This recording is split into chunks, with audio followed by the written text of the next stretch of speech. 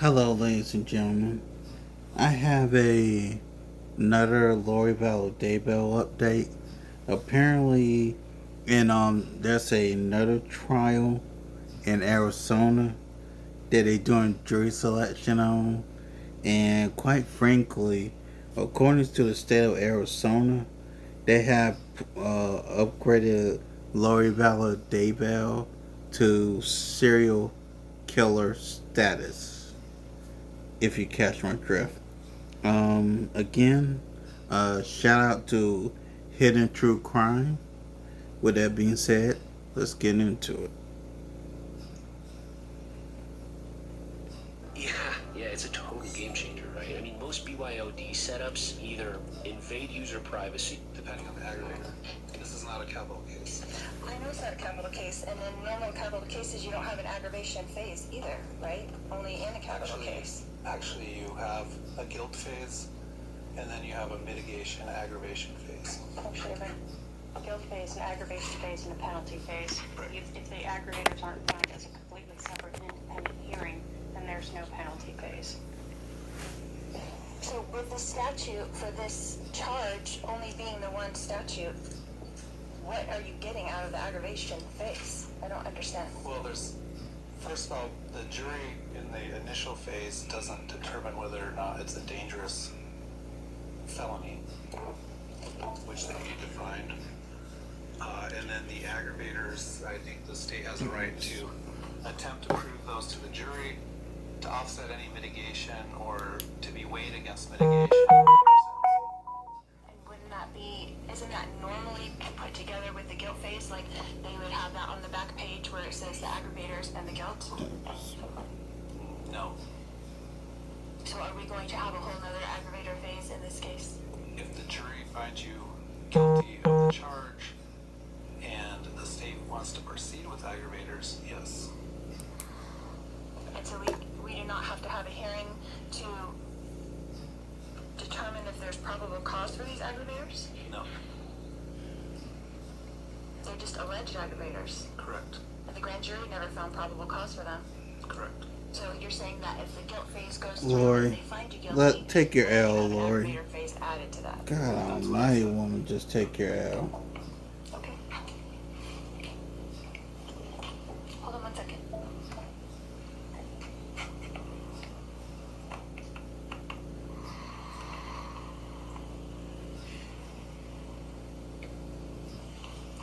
You have the allegation of aggravating. Okay. It was on my desk. I would just like it to be on the record clear that the Rule 13.5 that I'm talking about is about non-capital cases. I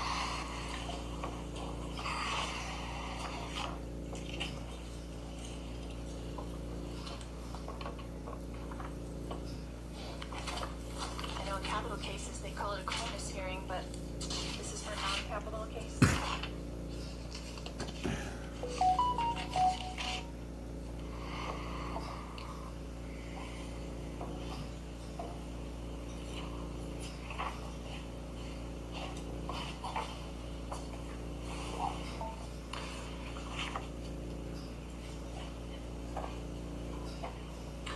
Well, it says under 13.5a, a defendant may challenge the legal sufficiency of the state's allegations by filing a motion under Rule 16.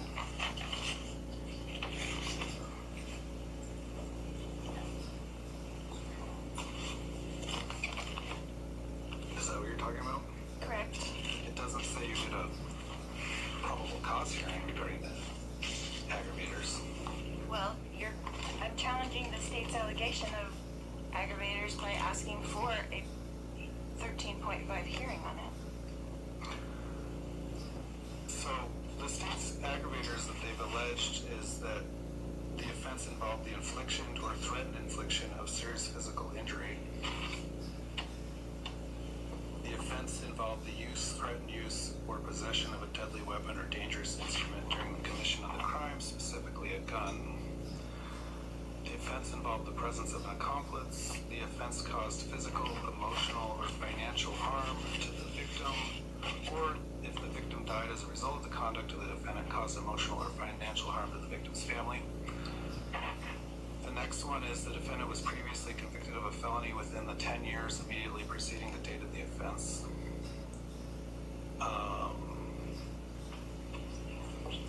This one's really not very specific. Any other factor that is relevant to the defendant's character or background.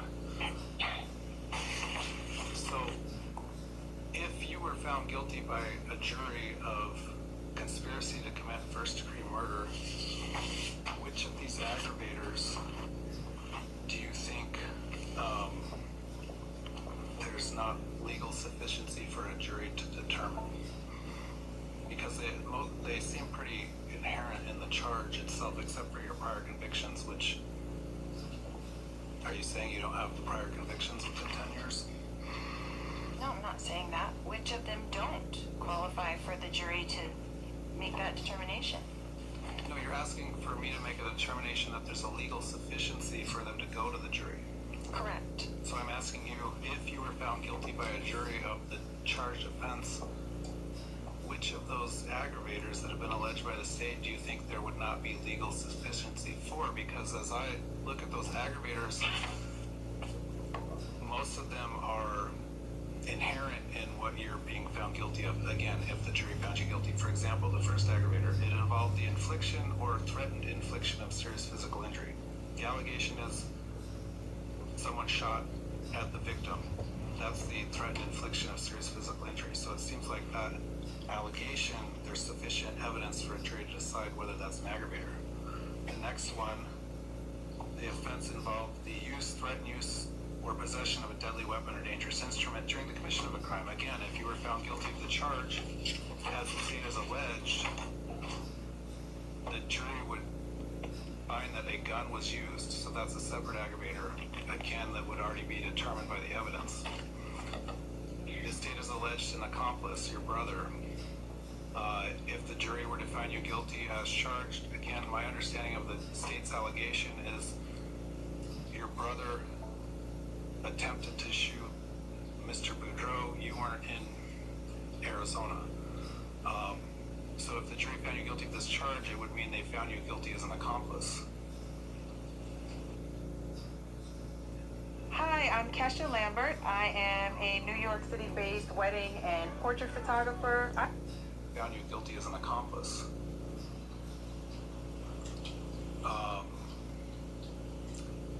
If someone shot at the next aggravator, I don't think it's a leap for a jury to presume there's some sort of emotional harm. So I'm struggling with what legal sufficiency you think is lacking for a jury to make those determinations. Again, only if the jury found you guilty of the charge that you're charged with. I understand, Your Honor, but in 13.5... Only thing she's doing is wasting the judge's the state has time. the burden to establish probable cause, the legal sufficiency Shut of up, an amended Lord. indictment. This is an amendment. This didn't go to the grand jury. Is that correct? Right. So now I have the right to ask for a hearing so the probable cause can be found for these aggravators ahead of time. So you're confusing two things. Okay? All right. 13.5b talks about amending the charge or the indictment. Okay, your charge is conspiracy to commit first-degree murder. It's not. Your charge is not being amended. The grand jury did find probable cause for that charge. Correct. An aggravator is not an amendment to the indictment. It's a whole other allegation. It's a whole separate The allegation. difference between an aggravator and changing the charge that you're charged with. If the state were to change the charge that you're charged with, for example, if they changed it from conspiracy to commit first-degree murder to conspiracy to commit second-degree murder, there'd probably need to be a new probable cause. Correct. Secondly, as to the allegation that it's a dangerous offense, the grand jury did make that finding because that allegation was included in the indictment that it was a dangerous offense. So there has been probable cause as to the dangerous factor. Okay, if that is the case, then why isn't that found in the original guilt phase as opposed to having a whole other aggravation phase after that, as if it's a capital offense? Because there's one statute, there's one sentence, there's no arguing the sentence, and if it's already a dangerous This woman offense, don't know when then to shut the there's no reason to have it HELL in up. phase. what Lord, someone said. I don't shut understand. the entire hell up, There's one woman. sentence for Oh, the charge. There's only one sentence for this charge. And if it's already classified as a dangerous charge, is what you're telling me, right? Because it's conspiracy to commit first-degree murder, that's a dangerous charge. The jury has already found that it's a dangerous charge. Then what is the aggravator phase finding? Woman, you lost. Quit It's already a whining. dangerous charge, and there's only one sentence. does the state want to respond why the state wants to proceed with aggravators? To start with, the jury is not going to make a finding of dangerousness as part of the guilt phase per case law. That's not permitted. So the jury has to make a separate independent finding after they find the defendant guilty. The dangerous finding will include that the use of a weapon and or the intentional infliction of or threatened infliction of physical injury. So at the very least, the jury has to make a finding as to dangerousness. I agree about dangerousness. I guess the question is, why does the state want to prove up aggravators if the jury finds the defendant guilty of the charge as a dangerous offense, given the sentence? No. In all honesty, you could ask me this, 10 years ago before Blakely was put out. As case law changes on appeals, I've had to come back before a penalty phase, an aggravation phase, and re-impanel a jury. So I prefer to, since we're already going to have an aggravation phase for the dangerous allegation, to add on the other factors, and therefore I don't have to ever worry about this coming back on appeal later. All right. How is it not already found to be dangerous? You just said that if they find me guilty, then it will be dangerous. I didn't say that. I said if they find you guilty, then they make a determination whether or not it's dangerous. Now, I think what I meant was involving a weapon is used, whether it's a gun. Usually it's sort of a foregone conclusion that if the jury found you guilty of conspiracy to commit first-degree murder by someone shooting at another individual, that they're 99.9% likely to find that it was a dangerous offense. But it's something the jury has to do. Right, but usually aren't aggravators for sentencing? What other purpose does it serve? In this case, with this charge, with one statute, you can't give me less time, you can't give me more time, you can't do anything else except for there's one statute. I guess the prosecutor's saying she wants to cover her bases in case there's some change in the law and what a jury has to find or not find for purposes of sentencing. And they have the right to proceed with aggravators. All right, you're right in that if you're found guilty of this charge at this level, you get one sentence. But who knows what a court of appeals would do in the future if aggravators or things were presented. I don't know that what would be presented at a sentencing phase from your side or from the state's side, but it sounds like the prosecutor's wanting to cover her bases. So then I'm not entitled to a hearing before trial starts to find probable cause for these aggravators that were not taken to the grand jury initially? All right, here.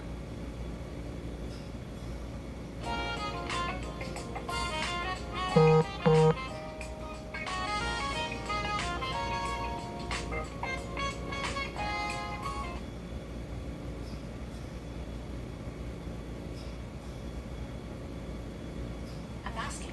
I'm trying to explain it to you. The jury did find probable cause that this was a dangerous offense. It's included in your indictment. So they did find. We didn't find these specific aggravators.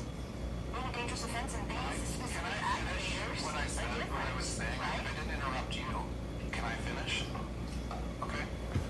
The jury Lori did find being probable Lori. cause on the dangerous allegation. Don't know when to shut the hell You're up. not entitled to a probable cause hearing on the other aggravators. When is conspiracy to commit murder not a dangerous crime? When someone says they're going to choke someone to death and they don't actually do it, it's not a dangerous crime. So No dangerous instrument or deadly weapon was used.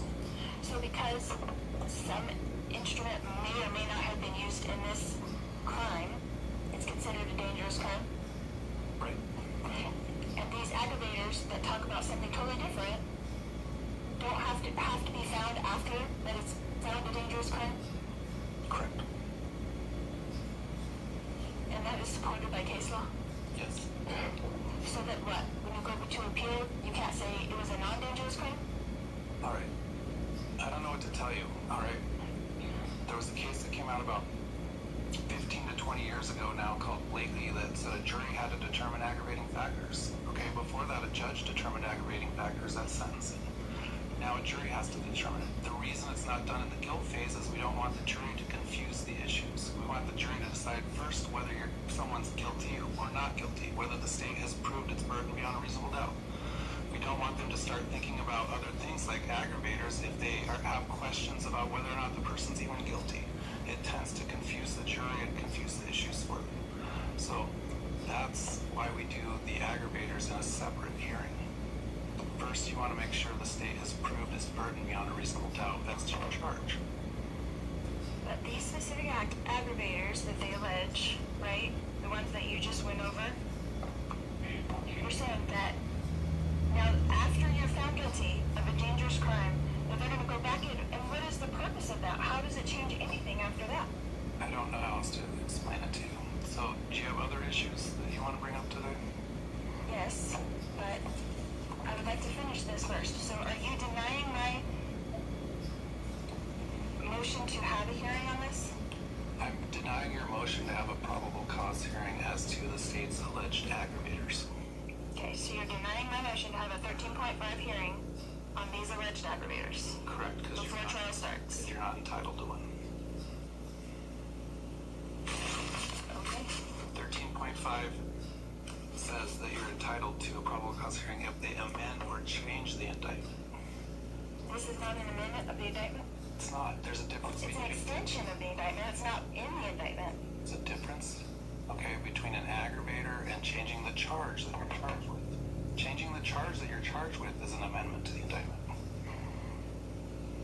For example, if you were just charged with conspiracy to commit first-degree murder, all right, but the state didn't allege with the grand jury that it was a dangerous offense, you'd be entitled to a probable cause hearing as to that dangerous allegation because it's changing the charge and it's changing the sentence that you would be getting.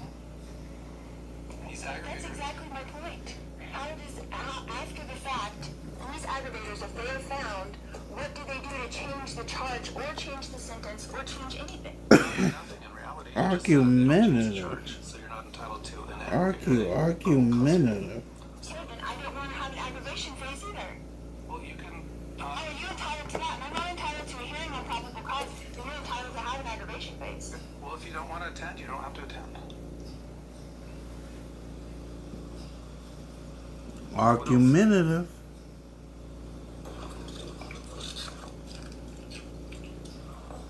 Alright.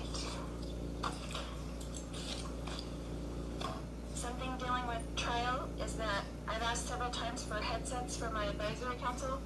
I know that's been an issue, that you said we can only have 5 headsets. Is there some way we can do that? Because it's very difficult for them to advise me on things when they kind of don't know what's going on. If you need a break to consult with your advisory council, we can do that. I can only give so many headsets.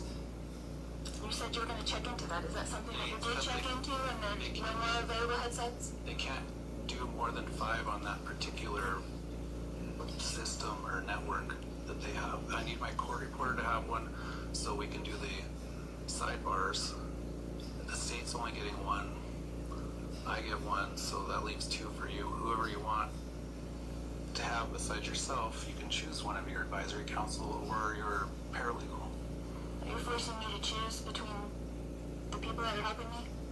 Sure. Okay. Technically, I don't know I even have to do that. You represent yourself. You're considered your own attorney. You don't even have the right,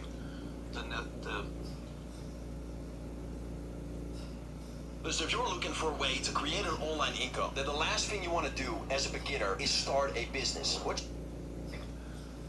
the right to consult, I shouldn't say that. You have the right to consult with them, but it's not a necessary thing. Because you are acting as your own attorney, you're expected to perceive it as your own attorney.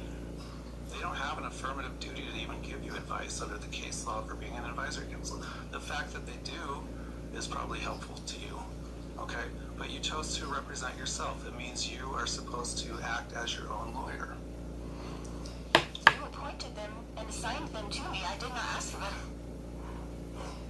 Okay, yeah, I did. In case you decided not to represent Oh, yourself. you maybe is 7 and 12. infuriating. Okay, well then, is an alternative that we could do sidebars at the bench so that they could be involved during I that think time? it depends on the complexity of the question. If it's a simple jury question, like for example, can we have a copy of the police report? The answer to that is always no. So I think I'll have to take it on a question by question, issue by issue basis. So if it's an issue where we need everyone at the bench, yes, we can do that. But if it's a simple, quick response that we can do with the headsets, we'll do that. Okay. I have one more issue. Go ahead. Okay. Seeing as how things went in the last trial, my question is, what does the state intend to bring in from Idaho so that I can prepare my questions without being accused by you of opening the door? How can we avoid that when almost every witness has Lori, testified in shut the Idaho up. trial? Shut up, Lori. I don't want to be responsible Shut for the doing that, hell so how are we up. going to handle that? Well, I will tell the prosecutor to make sure a caution is given to each witness that no matter what the question is, that witness should not think it's a question that would require an answer about prior testimony or prior proceedings. State agrees, right? Sure. I guess they can be further advised that if they think you or the state is asking a question that calls for that sort of answer about prior testimony or a prior proceeding, that maybe we should take a break. Okay. All right. Anything else? That was it. All right. We'll see everyone.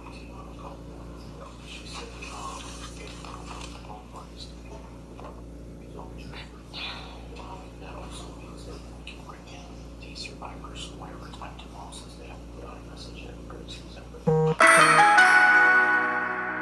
Informed that the jury commissioner said if the parties stipulate to not bringing in any jurors tomorrow, we can do that. Remember last time though, we screened whatever number we had. A few of those people didn't show up, even though they were informed they needed to show up. So we have 66. I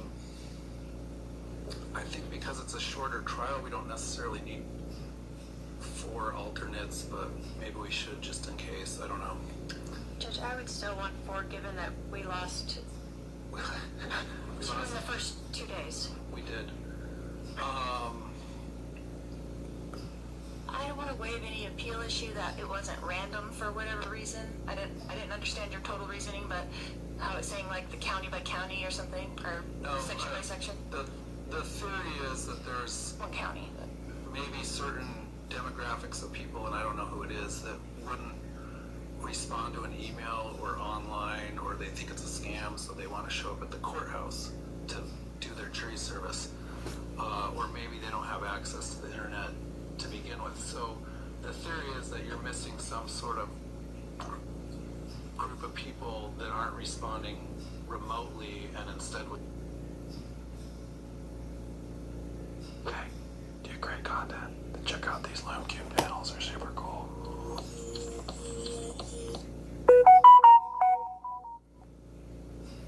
Hello everyone, a surprise live. It's not a lunch live. This is a live before jury selection begins today. We're gonna have to hurry through this because we've got to get to the courtroom. But I couldn't head to the courtroom to jury selection today for the beginning of Lori Vallow Daybell's 3rd trial, where she is charged with conspiracy to kill Brandon Boudreaux, until we went through some new motions that just came down the docket. So to remind you guys where we all left off, yesterday we went through Lori's new motion to disqualify the judge. And today, again, right before jury selection is about to begin, I'm here in Phoenix, Arizona. I made it last night. Now, today, I'm here with 3 new filings from the court website, and we're going to go through all of them really quickly, starting with the state's response to Lori's motion to disqualify Judge Boreski because the state responded yesterday. After I went live, the state responded. And it reads, quote, the state of Arizona, through undersigned counsel, responds to the defendant's motion to disqualify Judge Boreski. Defendant's motion should be denied since established any judicial bias, appearance of bias, or fundamental error. Defendant's motion to disqualify the judge relies heavily upon the fact that Judge Boreski has provided legal reasons to deny many of the defendant's motions. He sustained objections made during trial in CR 20210017, and that the judge found no prejudice to the defendant when he excluded 18 days and scheduled this trial to begin on June 30th, 2025, end quote. In other words, her speedy trial, it's not holding up. We've already done this. That case number, by the way, that I read, it is the case number for her case in regards to the murder of Charles Vallow. She was convicted of murdering her then husband, Charles Vallow. And so for ease going forward right now, I'm just going to substitute that case number by saying Charles's case through the rest of this response. And anyway, it continues on, and it says, quote, the defendant previously incorporated her allegations of judicial bias in her motion for a new trial in Charles's case. She also made an oral motion to disqualify this judge on May 14th, 2025. In Charles's case, the judge issued a minute entry providing his reasoning for denying a new trial based upon defendant's allegations of impartiality by the judge. On May 14th, 2025, the court put on the record his reasons for denying defendant's motion for the judge to excuse himself. The court put on the record that he had no personal bias toward the defendant and that he has accommodated her requests and that he has allowed her additional time beyond that allowed in the rules to obtain expert testimony, and that denying her motions when they have no legal basis is not evidence of bias. I love that. One more time for that. Denying the defendant's motions, denying Lori's motions when they have no legal basis is not evidence of the judge having bias.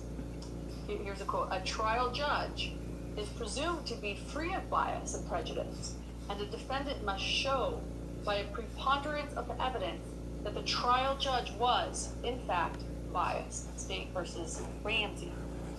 In Toomey, the Supreme Court found that it violates the 14th Amendment and deprives the defendant in a criminal case of due process of law to subject his liberty or property to the judgment of a court, the judge of which has a direct personal, substantial, pecuniary interest is reaching a conclusion against it. State versus Granados.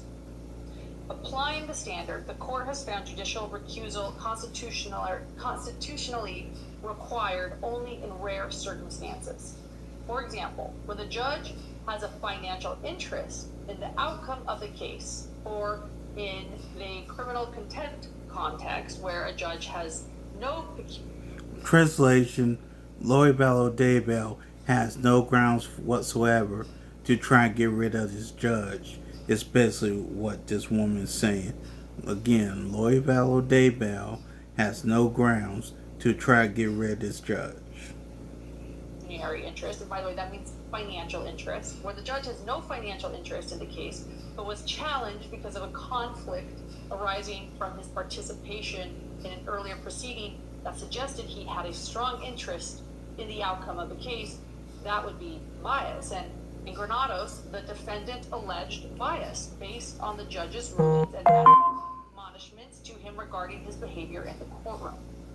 Granados claims the trial court gave the appearance of bias by not allowing Granados to interrupt court proceedings, removing him from the courtroom during voir dire, and sustain general objections during Granados' testimony. Granados further cited to the fact that the judge objected to the admonition of testimony and prevented the court interpreter from translating inadmissible hearsay. The Arizona Court of Appeals found these allegations did not establish judicial bias, the appearance of bias, or any fundamental error. Defendant's arguments in support of judicial bias are similar to the allegations made by the defendant in Granados. Defendant's motion to disqualify the judge should be denied since the defendant has not established any judicial bias, appearance of bias, or fundamental error. End quote. So, in other words, there has been no judicial bias found. Once again, the Judge Boreski, has shown no judicial bias according to the state or the prosecution that's responded. Once again, they also claim he has no financial interest in this case. He has no interest in whether it concludes that she is convicted or found innocent. She has not been able to prove bias. So in other words, just because Lori says that the judge's eyes show bias, that is not enough to prove bias. Next up are filings that I think are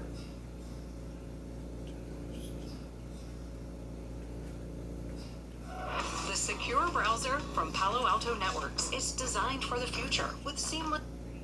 very interesting, relating to Tammy Latchett.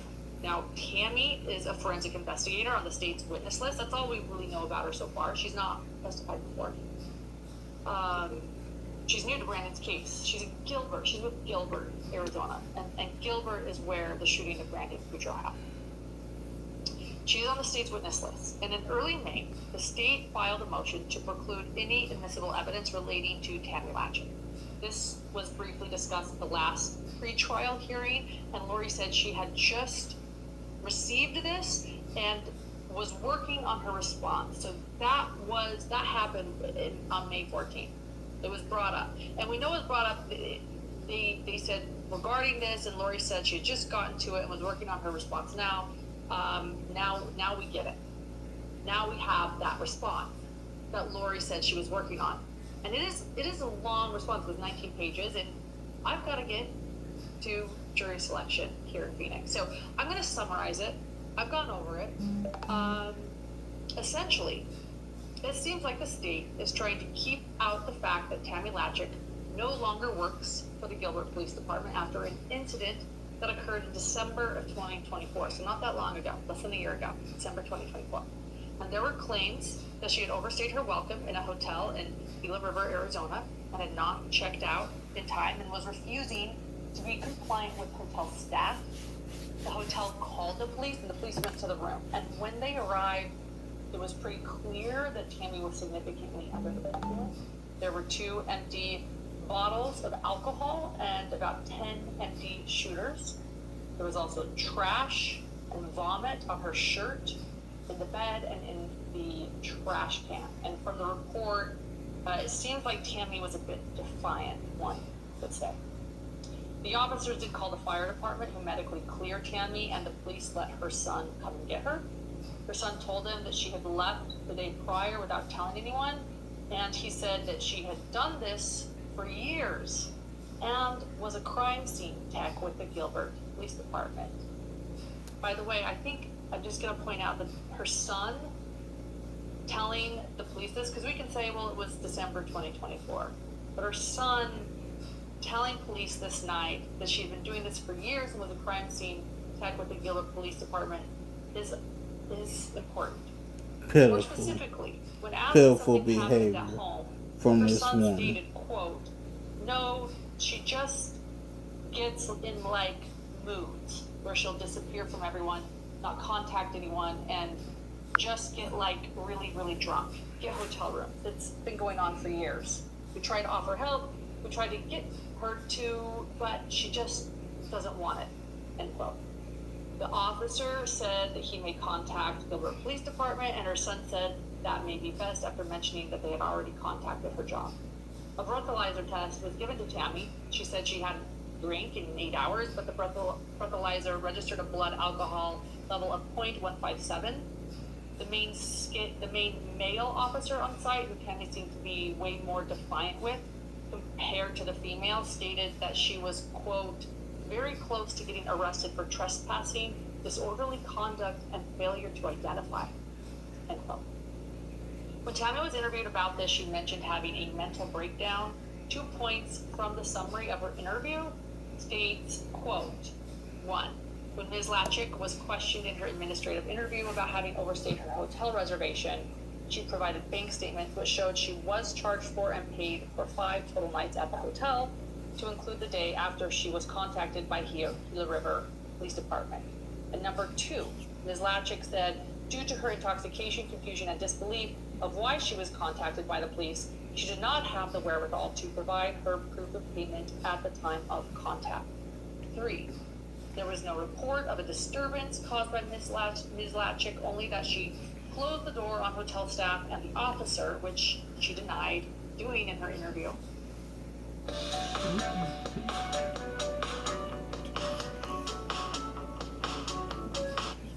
There was an internal affairs investigation done in regards to this, and Tammy was found in violation of the following things. Number 1, violation of any federal, state, local, or administrative laws, rules, or regulations, specifically A, disorderly conduct, B, trespassing, refusing to provide a truthful name, 2, failure to participate in or giving false or misleading statements, or misrepresenting or omitting material information to a supervisor or other person in a position of authority in connection with any investigation or in the reporting of any department-related business. 3, conduct unbecoming a member. The internal affairs investigation did end with a recommendation that Tammy be dismissed from the Gilbert Police Department. And upon being asked to come in, Tammy sent her resignation via email, but had she not, she would have been dismissed from the Gilbert Police Department. So how does this all tie in with Lori's case? And what I want to say about that is Brandon's case. Justice for Brandon Boudreaux. Well, Lori says that Tammy is not credible. And in fact, honestly, she has somewhat of a point here. Yeah, she does, unfortunately. She does have. Latchik admits to alcohol use and isolation as her form of coping. With alcohol, mental state and isolation affects to memory loss, mental illness, and alcohol abuse. This exposes Ms. Latchik's competency to perform her duties on prior cases she was involved in, creating inaccuracies and false conclusions, end quote. Ugh. It's not good to read, honestly, as jury selection starts. So, who is Tammy Latchik and why is she an important witness in this upcoming trial? Again, justice for Brandon Boudreaux. It goes on to read, quote, on October 9th, 2019, Ms. Latchik photographed and processed DNA swabs and the GSR kits in Rexburg, Idaho's impound lot. So for that Jeep Cherokee, that very important car that was allegedly where a rifle was sticking out of, aiming at Brandon Boudreaux's Tesla and shooting a gun. So from that Rexburg, Idaho's impound lot, because the car was impounded in Rexburg, Gilbert Police Department went up to Rexburg and she processed DNA and swabs and the GSR kits in Rexburg, Idaho's impound lot. So what is a GSR kit? A GSR kit is a gunshot residue kit, and according to a quick Google search I did, so this is what I got from Google, a gunshot residue kit is used to collect and test for the presence of microscopic particles that are released when a firearm is discharged. So I'm already thinking this is important then. This is really important evidence in this case. These particles, typically a mix of lead and a lot of metals that I can't pronounce, can settle on a person's hands, clothing, and nearby surfaces. The main purposes of a GSR kit are to, 1, determine if someone recently fired a gun. If GSR particles are found on a suspect's hands or clothing, it may indicate they discharged a firearm. This is important. They say, Gilbert police are saying that Alex Cox is the one that discharged this firearm that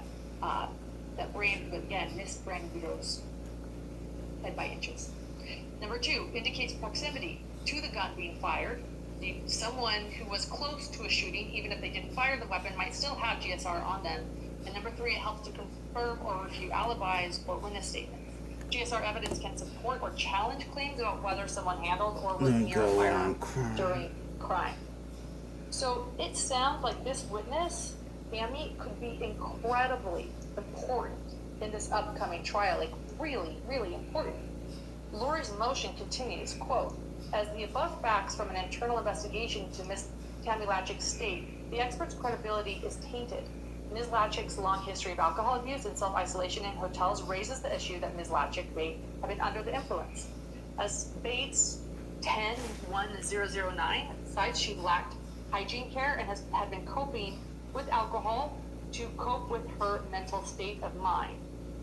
The inaccuracy probabilities of cross-contamination of evidence are high given the years of alcohol abuse, which have affected Ms. Latchik's memory. This manifests fundamental unfairness and violation of due process, end quote. And by the way, that was really well written for Lori, so she certainly had help on this motion. And so essentially, Lori doesn't want all of that precluded. And it may sound like she maybe wants to use it during cross-exam or even to impeach Tammy or make her seem just to lack credibility in front of the jury, which that is a good defense move. That is what a defense should do, is make people question the witness's credibility. We see this in every criminal trial. A good defense makes the jury question every witness. So whether or not it was tainted or not, she probably did a fine job gathering this evidence. This was years ago. We're talking 2019. But now in December of 2024, she has really done some problematic things. And Lori, in my opinion, could really show during a cross-exam the ability to discredit this witness. That seems really important. Lastly, in the docket today, there is a new notice from the state to Lori regarding missing evidence related to Tammy. This is not a response to what Lori just wrote. We don't have a response, but in the docket, there's a new notice from the state to Lori regarding missing evidence related to Tammy, the witness we just discussed, but a separate issue. And it reads, quote, on December 12th, 2023, the state disclosed the supplements, the list of impounded items of note and notes created by Tammy Latchik. And then they list all of the numbers, all of the things that were missing, on and on and on. These are 5 of the 7 pages of notes prepared by the Gilbert Police Department criminalist Tammy Latchik on November 18th, 2019. And on May 15th, 2025, the state realized that it was missing pages 6 and 7 of Latchik's notes. The state reached out to Gilbert Police Department, Phoenix Police Department, and Mesa Police Department to obtain the 2 additional pages. And on May 22nd, 2025, the state was advised that Gilbert Police Department searched all of their databases, including their OneDrive, home drive, and an old iPad used by Latchik. The Gilbert Police Department has confirmed that they no longer have copies of Latchik's notes. That's concerning too. And Arizona Rules of Criminal Procedure, Rule 15.43 provides that, quote, handwritten notes are not a statement if they were substantially incorporated into a document or report no later than 30 calendar days of their creation or were preserved electronically, mechanically, or by verbatim dictation, end quote. Latchik's report, again, Bates 1844 to 1945, and the notes 2059 to 2063 involves the collection of evidence from the Jeep. So again, from this Jeep on November 18th, 2019, but she clearly took in that impound lot in Rexburg, Idaho, we know that. And the report was written on December 2nd, 2019, which is within 30 days of the search of the Jeep and the creation of the notes. So again, that Jeep that Alex Cox was allegedly in when he tried to shoot and kill Brandon Boudreaux, impounded in Rexburg, Idaho. The state is simply providing notice to the defendant of the 2 missing pages of the notes, end quote. So, in other words, there are the notes, they were missing, they're no longer missing. Let's hope though that Lori doesn't twist that and imply that, yeah, that adds to some concern with Latchik and the fact that they're even missing some of the notes that they have on that. That's what's going on. I've got to take off. We've got to go run. But I couldn't run before I told you all of that. Now tonight I will be back with everything going on in jury.